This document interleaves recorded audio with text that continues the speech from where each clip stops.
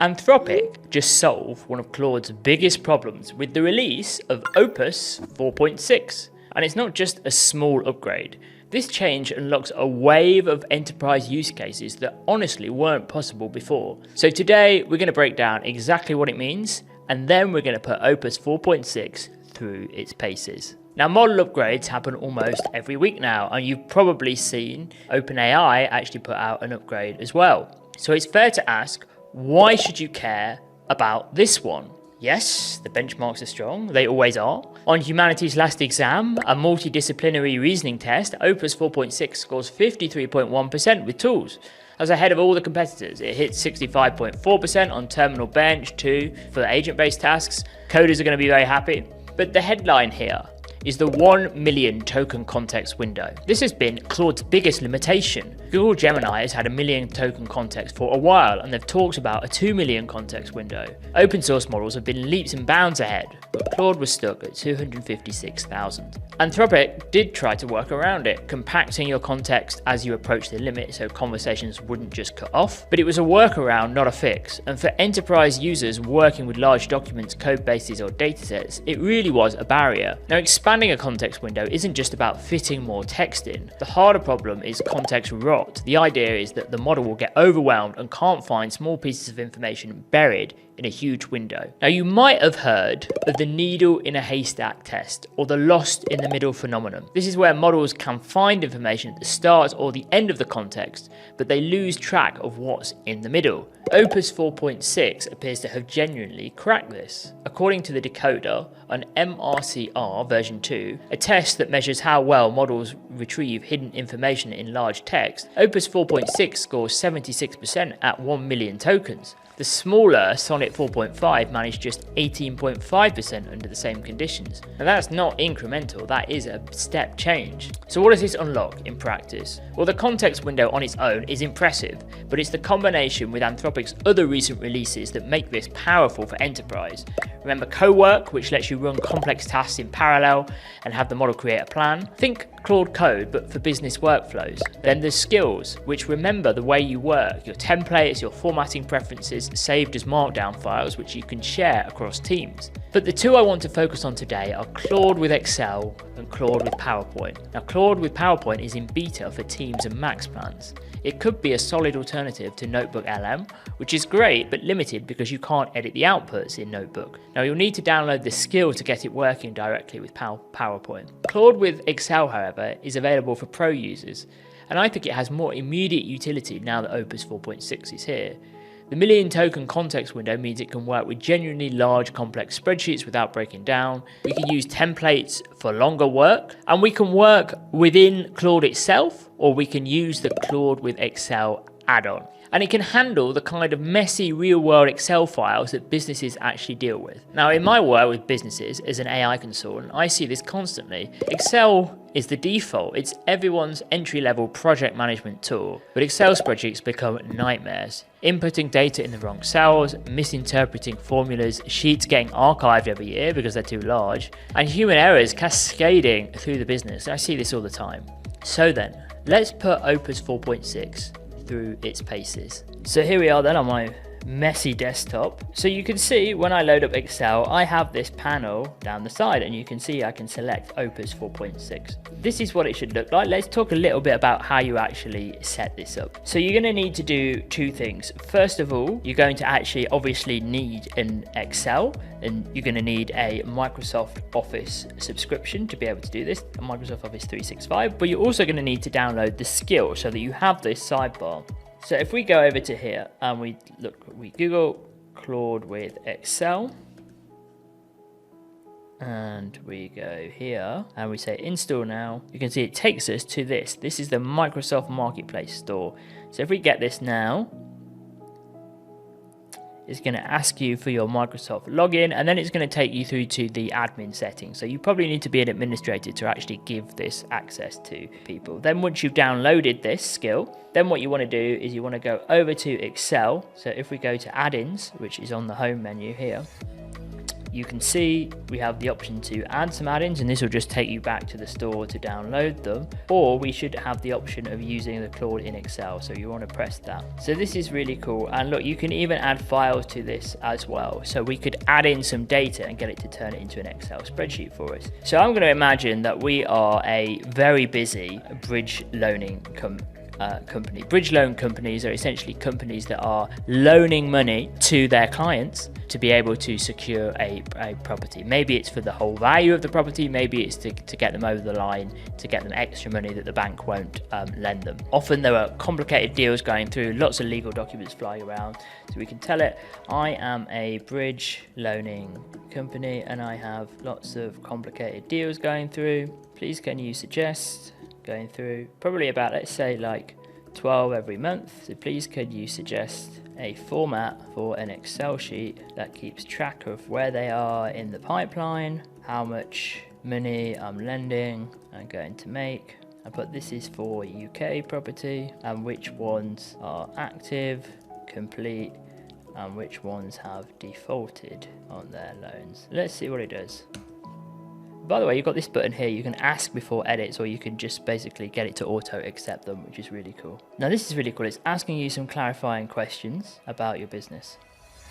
So we get, let's say, interest rate and an arrangement fee. Which pipeline stages do your deals typically go through? Notice this new feature as well, by the way. I've noticed this in my Claude chats, that it now is giving you multiple options, so you don't actually have to type answers to these questions all the time, or obviously I often speak to it as well in voice mode, which is a bit easier to do on the phone. Simple stages, what pipeline stages do your deals typically go through? I'd say most of them are very detailed. Which key property security details do you need to track? You need to do full due diligence, I think. Do you want a summary dashboard along with the tracker? Yes, with charts, why not? So let's see what it does.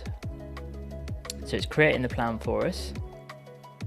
Yep, so we've got the loan amount, the LTV terms, months, the interest rate, the arrangement fee, exit strategy, the inquiry date. So all of this is something that I have obviously come across before, having been a sort of an AI consultant for a bridge loan company. So sheet 2 will be the dashboard, the summary metrics. Shall I go ahead and build all this? Yes, build it, and let's see what it does. We'll press always allow. And look at the color coding already. You can see it's going to color code it, which is going to make it very much easier to use and very visual.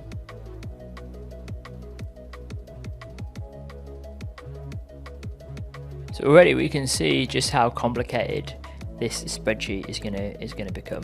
We've already got 2 separate tabs, and we've got at least sort of column Q already. So it's by no means a simple spreadsheet, and it seems to be handling it quite well.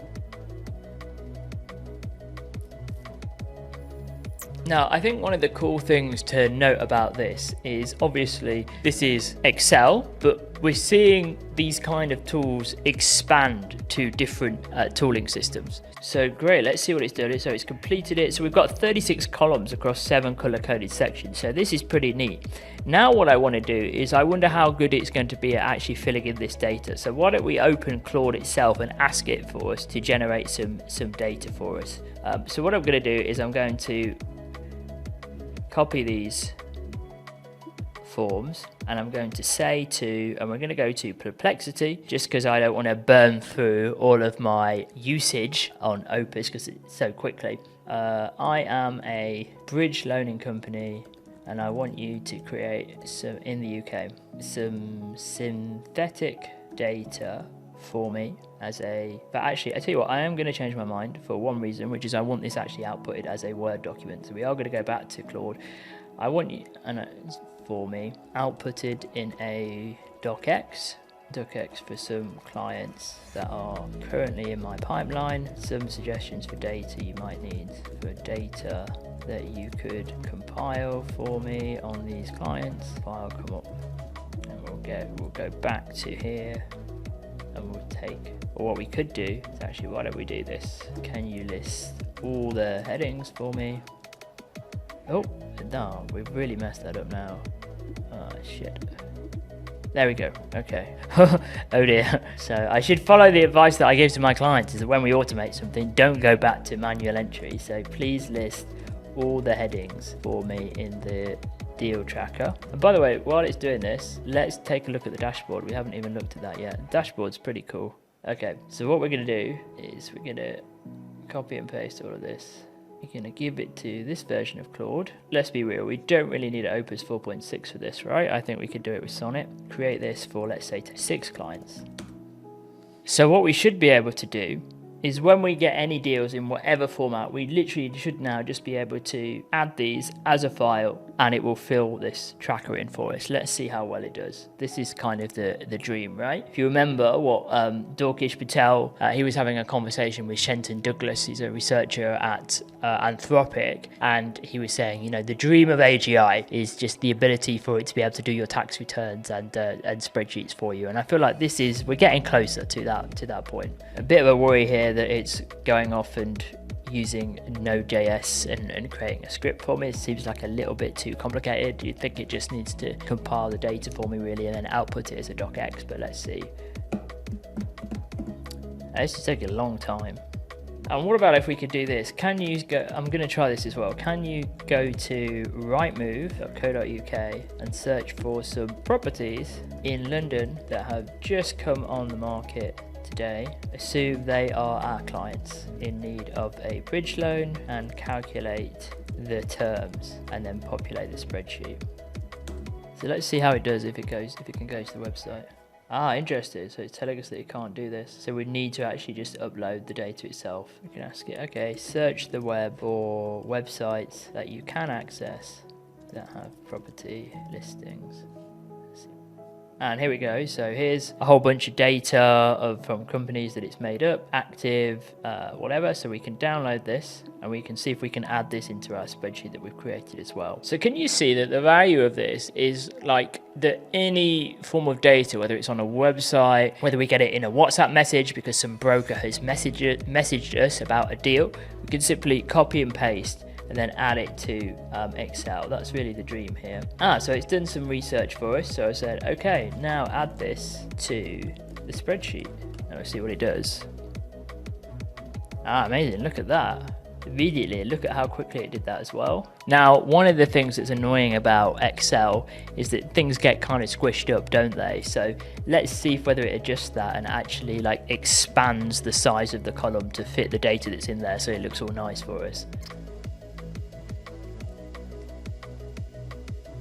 So these are real deals that are currently going through, which is really cool. It's got live data for us.